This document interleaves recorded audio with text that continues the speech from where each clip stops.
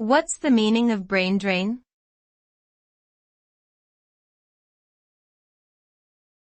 Brain drain.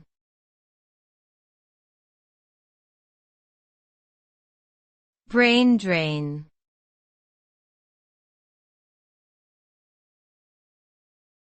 Brain drain.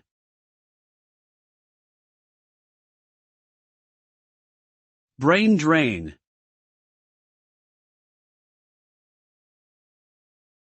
Brain drain refers to the emigration of highly skilled and talented professionals from a country or region to another place where they can find better opportunities, higher salaries, or a more favorable work environment.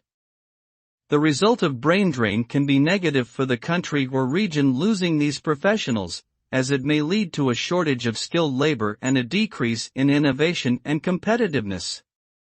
The impact can be especially severe in developing countries where the loss of skilled workers can weaken the economy and contribute to a cycle of poverty. Additionally, this phenomenon can also exacerbate socioeconomic inequalities within the affected regions.